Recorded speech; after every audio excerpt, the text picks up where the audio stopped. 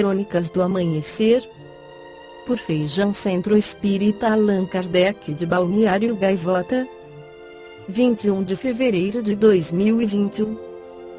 Desigualdade. Pesquisa Nacional por Amostra de Domicílios Contínua PNAD Contínua Rendimento de Todas as Fontes 2019, divulgada dia 0605. No Rio de Janeiro, pelo Instituto Brasileiro de Geografia e Estatística IBGE.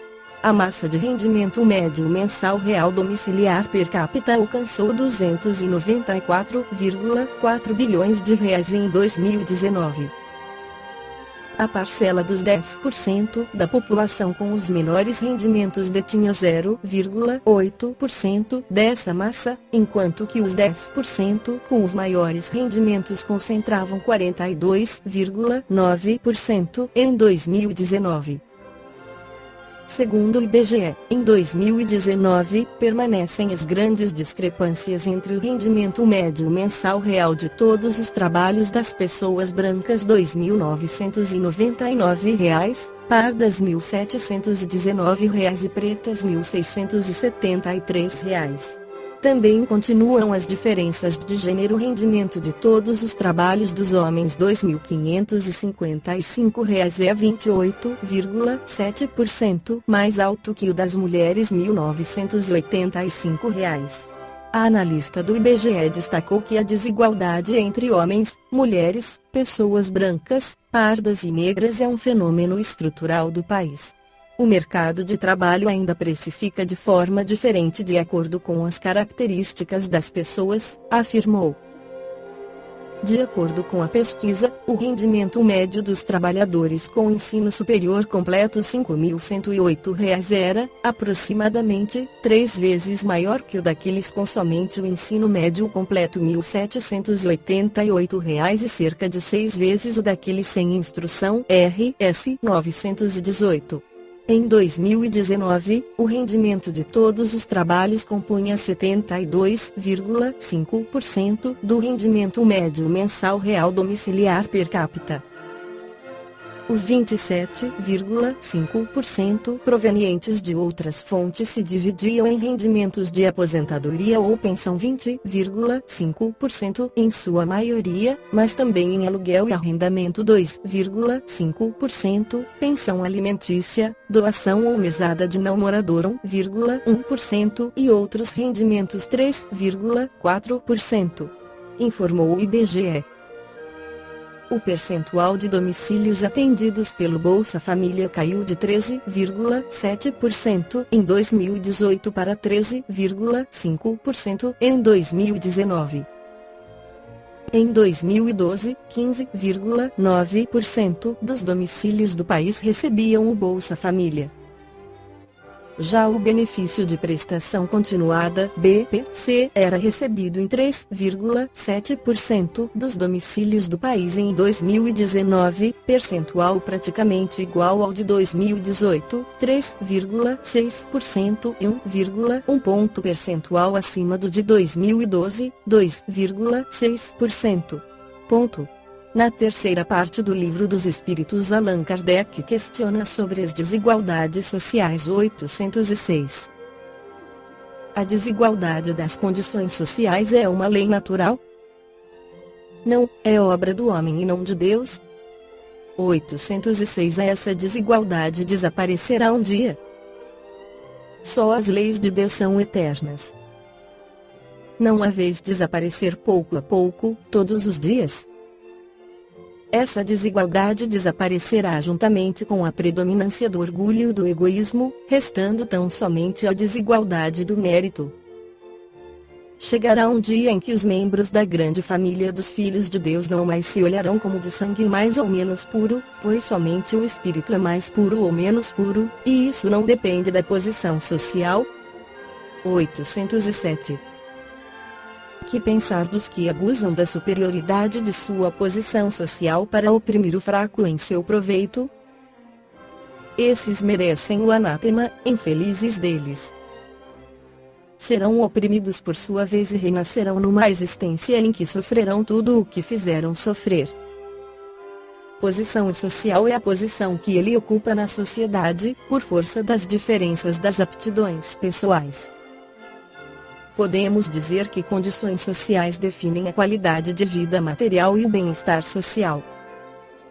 Essas desigualdades de condições sociais tendem a desaparecer e desaparecerão quando o egoísmo e o orgulho deixarem de predominar.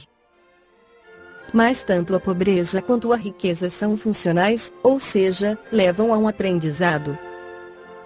Precisamos esclarecer que existe uma diferença entre miséria e pobreza.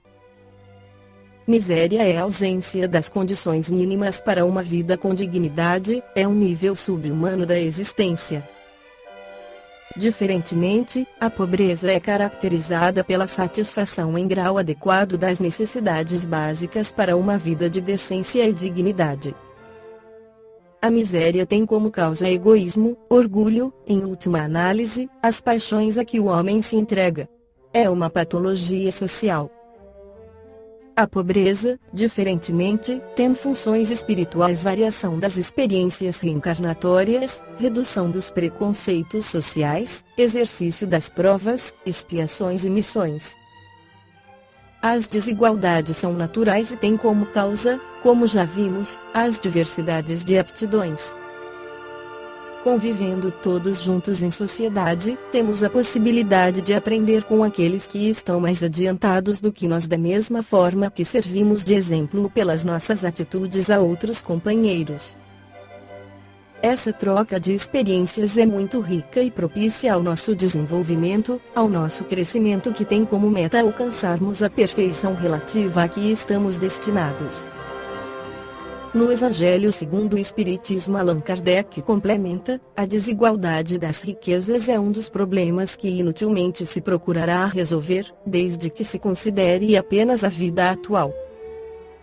A primeira questão que se apresenta é esta: por que não são igualmente ricos todos os homens? Não o são por uma razão muito simples: por não serem igualmente inteligentes, ativos e laboriosos para adquirir, nem sóbrios e previdentes para conservar.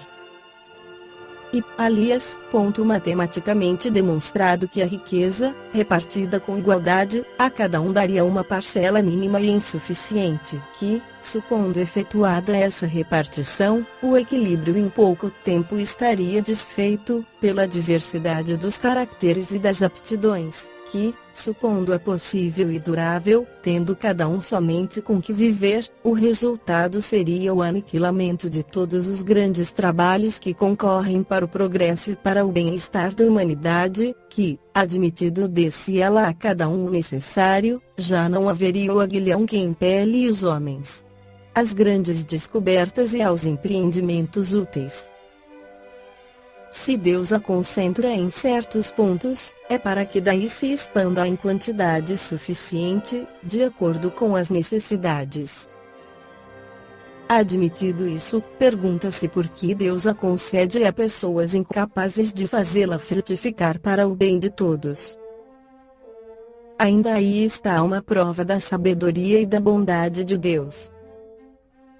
Dando-lhe o livre-arbítrio, quis ele que o homem chegasse, por experiência própria, a distinguir o bem do mal e que a prática do primeiro resultasse de seus esforços e da sua vontade.